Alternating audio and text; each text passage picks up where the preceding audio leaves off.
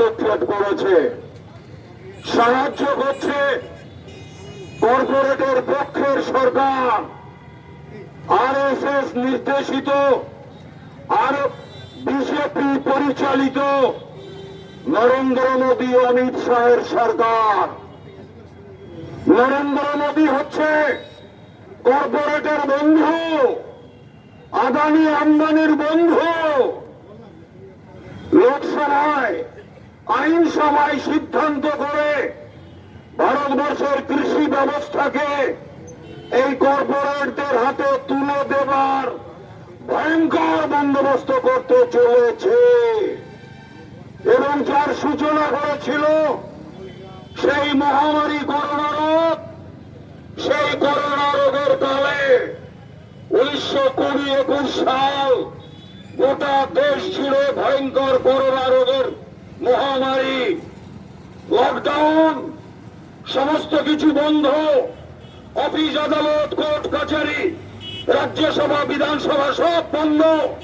সেই সময় রাতের অন্ধকারে গোপনে 48 ঘন্টা মানে দুদিনের জন্য নরেন্দ্র মোদী লোকসভা ডেকে দেন এবং সেই লোকসভায় বিরোধীদের উপেক্ষা করে তাদের মতামত আলোচনার সুযোগ না দিয়ে, বিরোধীদের প্রস্তাব দেবার সুযোগ না দিয়ে গায়ের জোরে ক্ষমতার জোরে ভয়ঙ্কর কৃষি এবং কৃষক বিরোধী দুটো তিনটে প্রস্তাব তারা পাশ করান গায়ের জোরে।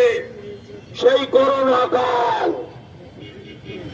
আমরা গোটা দেশের কৃষক আন্দোলন, বামপন্থী মানুষ, গণতান্ত্রিক মানুষ সেদিন সোচ্চারে প্রতিবাদ করেছিলেন। দেশের গণতন্ত্রকে ধ্বংস করে, গণতন্ত্রের টুটি চিপে ধরে ভারতবর্ষের কৃষি এবং কৃষকদের সর্বনাশ করে কৃষি ব্যবস্থাকে কর্পোরেটদের হাতে তুলে দেবার গভীর ষড়যন্ত্র। কৃষক মরে যাবে, কৃষি সর্বশান্ত হবে এবং তারপর গায়ের জোরে সেই পাশ করানো বিল রাষ্ট্রপতিকে দিয়ে সই করিয়ে সেটাকে আইন করানো হয়। কিন্তু ভারতবর্ষের কৃষক সমাজ সেইটা মেনে নেয়নি। আপনাদের মনে আছে 2021 সালের 25শে সেপ্টেম্বর, সেদিন গোটা ভারতবর্ষ জুড়ে বাজারে, বাস স্ট্যান্ডে, block office, SD office, DM অফিসে সেদিন আমরা কৃষি আইনের বিরুদ্ধে রাস্তায় নেমে তার প্রতিবাদ করেছিলাম। প্রধানমন্ত্রী, স্বরাষ্ট্রমন্ত্রী, কৃষি মন্ত্রীর পুষ্পপুত্তলিকা দাহ করেছিলাম। এই কৃষি নীতি মানছি না, মানব না, এই ছিল সেদিন আমাদের ঘোষণা। সেখানে শেষ নয়, তার বিরুদ্ধে গোটা দেশের কৃষক সমিতিগুলি, কৃষক সংগঠনগুলি তারা আন্দোলন শুরু করেন।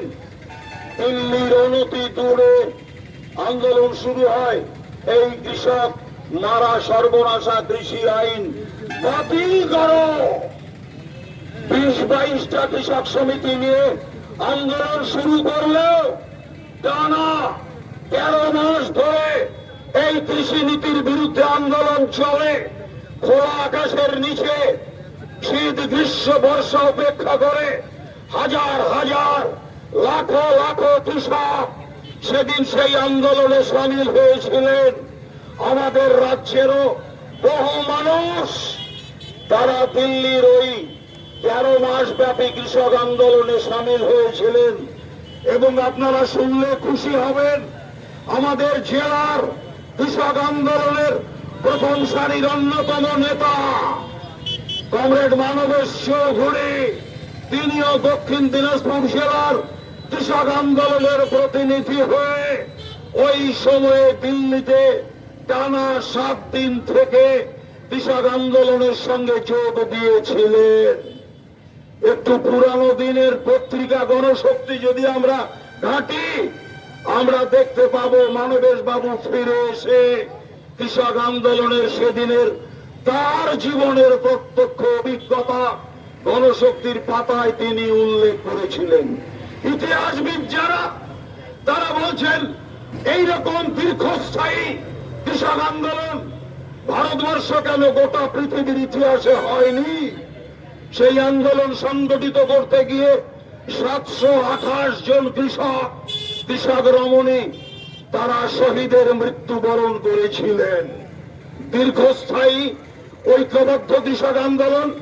এই কৃষক আন্দোলনে হিন্দু মুসলমান ছিল না, বিহারি গুজরাটি ছিল না, পাঞ্জাবি ছিল না, বিভিন্ন ভাষাভাষী, বিভিন্ন জাতি ধর্মের মানুষ, নারী পুরুষ শিশু, তারা সংগঠিত ভাবে 13 মাস ধরে ঐক্যবদ্ধ কৃষক আন্দোলন করে শেষ পর্যন্ত নরেন্দ্র মোদী, অমিত শাহ এবং কেন্দ্রের কৃষিমন্ত্রী তারা বাধ্য হয়েছিলেন ওই ঐক্যবদ্ধ দীর্ঘস্থায়ী কৃষক আন্দোলনের কাছে নতি স্বীকার করতে।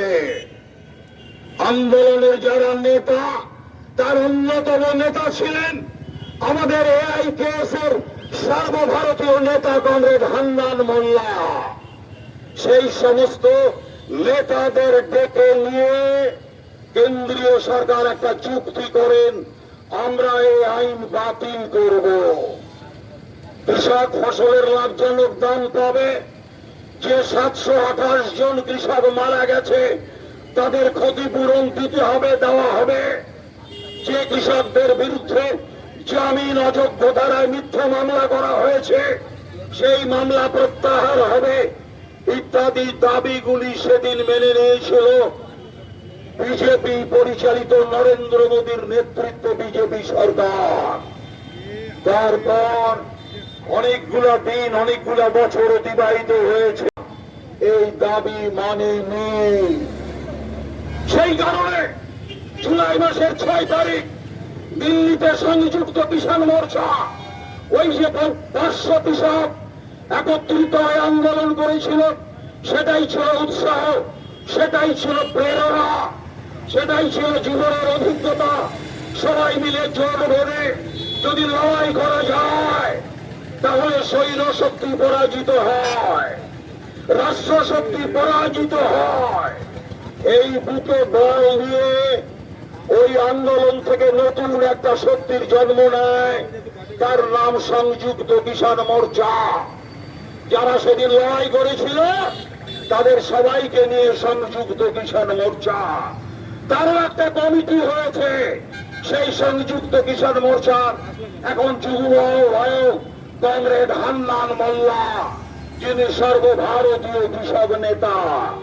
তারা গত 6 তারিখে দিল্লিতে বসে মিটিং করেছিলেন। জুলাই মাসের 6 তারিখে সেইখানেই সিদ্ধান্ত হয়েছিল ওই 1942-এর 9 আগস্ট ভারত ছাড়ো আন্দোলনের দিন বিজেপির কর্পোরেট বন্ধুদের হুঁশিয়ারি দেওয়া হবে, তোমরা ভারত ছাড়ো, আর কর্পোরেট কৃষিতে তোমার হস্তক্ষেপ চলবে না। নরেন্দ্র মোদী, অমিত শাহ তাদের প্রতিও হুঁশিয়ারি ছিল, তোমার ওদের সঙ্গে বন্ধুওয়ালা চলবে না। কিন্তু চোরান আসনে ধর্মের কাহিনী কর্পোরেটদের বিজেপি ছাড়তে পারবে না, আর কর্পোরেটরাও বিজেপিকে ছাড়বে না। তাই আমাদের সিদ্ধান্ত ছিল 9 আগস্ট জীবন যুদ্ধের লড়াই করবে কৃষকরা। সেই দিন পশ্চিমবাংলার দিনটা পিছিয়ে যায়, আমার আগের নেতারা সব বলেছেন, যেটা বিশেষ কারণে 9 তারিখকে পিছিয়ে আমরা পরবর্তীকালে বিভিন্ন জেলা, কেউ 18, কেউ 24, কেউ 26 3 তারিখ করেছে। আমরা দক্ষিণ দিনাজপুর জেলা এইখানে 21, বালুরঘাটে 28 তারিখ দিন ধার্য করেছি। এইটা হচ্ছে এই আন্দোলনের সূত্রপাত। ডেপুটেশন দেওয়ার কি আমাদের দাবি ছিল আপনারা শুনলেন। আমরা বলেছি অস্বাভাবিক মূল্য বৃদ্ধি, সব নেতারা বলেছেন, কিন্তু সরকার নীরব দর্শকের ভূমিকা পালন করছে। কেন সরকারের এই নীরবতা? আমরা কৃষকরা মেনে নেব? যে ধান উৎপাদন করেছে, জলের দরে ধান বিক্রি করেছে, আর এখন অনেক বেশি দামে চাল তাকে কিনে খেতে হয়। যে জলের দামে পাট বিক্রি করেছে, আজকে অনেক বেশি দামে তাকে পাটজাত সামগ্রী বাজার থেকে খরিদ করতে হয়। যে জলের দামে সরষা বিক্রি করেছে তাকে অনেক বেশি দামে এখন সরষার তেল কিনে খেতে হয়। যে জলের দরে গম বিক্রি করেছে তাকে অনেক বেশি দামে এখন আটা কিনে খেতে হয়। কেন? এইটাই হচ্ছে পুঁজিবাদী ব্যবস্থা। কৃষক যা উৎপাদন করবে কৃষক সেখানে বাঁচার মতো লাভজনক দাম পাবে না, কিন্তু কলে কারখানায় যা উৎপাদিত হবে তার দাম হবে আকাশ ছোঁয়া। কৃষক বলতে পারবে না আমার ফসল করতে এই পরিমাণ খরচ হয়েছে, আমাকে বাঁচার জন্য, বৌছাল পালন করবার জন্য, ঋণ মহাজন শোধ করবার জন্য ফসলের দাম এই দিতে হবে। একথা কৃষক জোর দিয়ে বলতে পারবে না, দাবি করে লড়াই করে আদায় করতে হবে। কিন্তু যে চিনি উৎপাদন করছে, যে কাপড় উৎপাদন করছে, যে তামাক উৎপাদন করছে, যে তেল উৎপাদন করছে, তারা যেভাবে তার উৎপাদিত সামগ্রীর উপরে সিল মেরে দাম করে দেবে সেইটাই আপনাকে খরিদ করতে হবে। আমরা বলেছি এটা তো চলবে না, চলতে পারে না। 10-26 সার, এক বস্তা সার 50 কেজি, সেইখানে লেখা আছে 2160 টাকা। কিন্তু আপনি যখন কিনতে যাবেন আলু করবার জন্য, সরষা গম করবার জন্য, পাট করবার জন্য, তখন আপনাকে 3200 টাকা প্রতি বস্তা কিনতে হবে। আমরা বলেছি বস্তায় লেখা আছে 2100-2200 টাকা, কিন্তু খোলা বাজারে বিক্রি হচ্ছে 3100-3200 টাকায়। প্রতি বস্তায় 1000 টাকা 1200 টাকা করে দাম বেশি। এইটাই হচ্ছে কালোবাজারি। নাই বিডিও, নাই এসডিও, নাই ডিস্ট্রিক্ট ম্যাজিস্ট্রেট, নাই পঞ্চায়েত প্রশাসনের কেউ নয়। সারে কালোবাজারি হচ্ছে আপনাকে বেশি দামে সার খরিদ করে কৃষি উৎপাদন করতে হচ্ছে, কৃষিতে ব্যবহার করতে হচ্ছে। এইটা আমাদের দাবি। কেন সারের কালোবাজারি হবে? কেন কৃষক ফসলের দাম পাবে না? স্বামীনাথন কমিশনের সুপারিশ প্রথম ইউপিএ সরকার যা মান্যতা দিল, স্বামীনাথন কমিশনের সুপারিশ অনুসারে ফসলের দাম নির্ধারণ হবে এবং কৃষক সেই টাকা পাবে। প্রথম ইউপিএ সরকার বামপন্থীদের সমর্থনে যে ইউপিএ সরকার গঠিত হয়েছিল সেইখানে সিদ্ধান্ত আইন হল যে স্বামীনাথনের সুপারিশ মেনে ফসলের দাম স্থির হবে এবং কৃষক তা পাবে। কিন্তু আজকে কতদিন অতিবাহিত হল, প্রতি বছর রাজ্য সরকার, কেন্দ্রীয় সরকার ধানের দাম, পাটের দাম ঘোষণা করে, কিন্তু মজা হচ্ছে কি ধান কিনবার লোক নাই, পাট কিনবার জন্য কোনো লোক নাই। পাট কিনবে কে? Jute corporation of India, JCI. ধান কিনবে কে? Food corporation of India, FCI. ধান উঠলে এফসিআই নাই, পাট উঠলে জেসিআই নাই। আমরা বলেছি যখন পশ্চিমবাংলায় বামপন্থী ফ্রন্ট সরকার, জনগণের দ্বারা পরিচালিত পঞ্চায়েত, তখন পঞ্চায়েত ধান কিনেছে।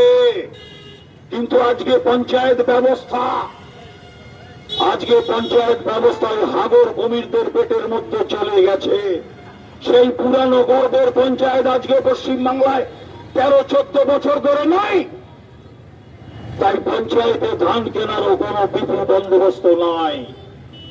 ওই লোক দেখানো প্রত্যেকটা ব্লকে একটা করে কিষাণ মান্ডি, এক একটা কিষাণ মান্ডি তৈরি করবার জন্য 60,000 টাকা করে খরচ হয়েছে। আমাদের জেলার 8টা ব্লকে 1টা কিষাণ মান্ডি, কিন্তু সেই কিষাণ মান্ডিতে কৃষকরা ধান নিয়ে যেতে পারে না। যদি কেউ ধান নিয়ে যায় তখন কিষাণ মান্ডির কর্মচারীরা বলে ধান কেনার অর্ডার আসেনি। যদি কেউ বলে হ্যাঁ ধান কিনবো, টাকা নয়, বাকিতে ধান নিয়ে যান, স্লিপ নিয়ে যান।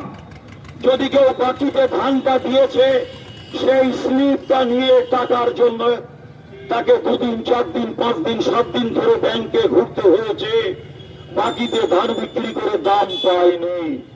এইরকম একটা নৈরাজ্য চলছে পশ্চিম বাংলায়।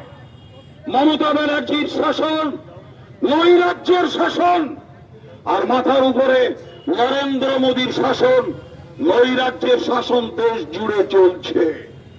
আজকে আমাদের ডেপুটেশনের মধ্য দিয়ে আমরা কৃষিতে এই নৈরাজ্যের অবসান চেয়ে ডেপুটেশন দিয়েছি। এটা আমাদের বক্তব্য। বিদ্যুতের মাসুল কমাতে হবে। পশ্চিমবাংলায় বামপন্থী ফ্রন্ট সরকার বছরে 291 কোটি টাকা বিদ্যুতে ভর্তুকি দেবার বন্দোবস্ত ছিল। বামফ্রন্ট সরকার নয়, বিদ্যুতে ভর্তুকি উঠে গেল। যে ভর্তুকি ছিল গরিব মানুষের জন্য, আমরা বলেছি ভর্তুকি দিতে হবে অন্তত কৃষকদের জন্য। গোটা ভারতবর্ষের মধ্যে এই মুহূর্তে সবচাইতে পশ্চিম বাংলায় বিদ্যুতের দাম বেশি, ইউনিটের দাম হতে চলেছে। গোটা ভারতবর্ষে সবচাইতে বিদ্যুতের দাম কম এই মুহূর্তে কেরালাতে, যেখানে একটা বামপন্থী ফ্রন্ট সরকার সেই রাজ্য সরকার পরিচালনা করছে। এখন কেরালাতে 1 ইউনিট বিদ্যুতের দাম 4 টাকা। তখন মমতা ব্যানার্জি পরিচালিত তৃণমূল সরকার, তাদের এখানে বিদ্যুতের দাম প্রতি ইউনিট বিদ্যুতের দাম 8 টাকার উপরে হবে না কেন? গত লোকসভা নির্বাচনের আগে এই বিদ্যুৎ কোম্পানির কাছ থেকে মমতা ব্যানার্জির তৃণমূল কংগ্রেস তাদের নির্বাচনী তহবিলে 445 কোটি টাকা চাঁদা নিয়েছে। 445 কোটি টাকা তৃণমূল কংগ্রেস গত লোকসভা নির্বাচনে নির্বাচনী তহবিল নিয়েছে। তাই আজকে বিদ্যুৎ উৎপাদনকারী সংস্থা যারা বিদ্যুৎ বন্টন করছে, তারা যখন সীমাহীন ভাবে বিদ্যুতের দাম বাড়িয়ে চলেছে, যে টাকাটা তৃণমূল কংগ্রেসের নির্বাচনী তহবিলে ওরা দান করেছে, সুদে আসলে সেই টাকা বিদ্যুতের দাম বাড়িয়ে সেটা তুলে নেবে। কার উপরে তুলবে? কার পকেট কাটবে? বাংলার গরিব মানুষ, নিম্নবিত্ত, মধ্যবিত্ত, ঠেলাওয়ালা, রিক্সাওয়ালা, ছোট দোকানদার, তাদের পকেট কেটে বিদ্যুতের মূল্য বর্ধিত করে ওই 445 কোটি টাকা মমতাকে চাঁদা দেওয়ার টাকা তারা তুলে নেবে, এবং সেই কাজ শুরু হয়েছে। তাই আমরা বলছি এটা তো চলতে পারে না। সর্বোপরি স্মার্ট মিটার লাগানোর বন্দোবস্ত করেছে। গোটা বিদ্যুৎ ব্যবস্থাটা বেসরকারীকরণ হতে চলেছে। 2014 সাল নরেন্দ্র মোদী যখন ক্ষমতায় আসলো, তখন ভারতবর্ষের বিদ্যুৎ ব্যবস্থার 50% নরেন্দ্র মোদীর 2 বন্ধু আদানি এবং আম্বানি, তাদের হাতে ভারতবর্ষের বিদ্যুৎ উৎপাদনের 50% প্রতিষ্ঠানকে ধরে তুলে দিল। গোটা বিদ্যুৎ ব্যবস্থা এবং বেসরকারীকরণের চেষ্টা হচ্ছে। স্মার্ট মিটার আপনার বাড়িতে জোর করে লাগিয়ে দেবে। আমরা বলছি মাস মিটার লাগানো চলবে না, আমরা লাগাতে দেব না। স্মার্ট মিটারটার দাম 8,000 টাকা। এটা সরকার দেবে না, আপনাকে দিতে হবে। আপনার নুনান্ত পান্তা ফুরিয়ে যায়, অস্বাভাবিক জিনিসের দাম বেশি, সংসার চলছে না, সেই সময়ে আপনাকে 8,000 টাকা দিয়ে স্মার্ট মিটার খরিদ করতে হবে। টাকা আপনাকে দিতে হবে। এই তুগলকি রাজত্ব চলতে পারে? আমরা বলেছি, তাই আমরা স্মার্ট মিটারের বিরোধী। আমরা বলেছি অন্তত কৃষি কাজে কৃষকদের জন্য অন্তত ভর্তুকি দিতে হবে। আমরা বলেছি কৃষি ঋণ মুকুব করতে হবে, কৃষি ঋণ মুকুব করতে হবে। এই আদানি আম্বানি গোটা ভারতবর্ষের বৃহৎ পুঁজির যারা মালিক, গত আর্থিক বছরে 11 লক্ষ কোটি টাকা নরেন্দ্র মোদী সরকার এবং অর্থমন্ত্রী এরা মুকুব করে দিয়েছে।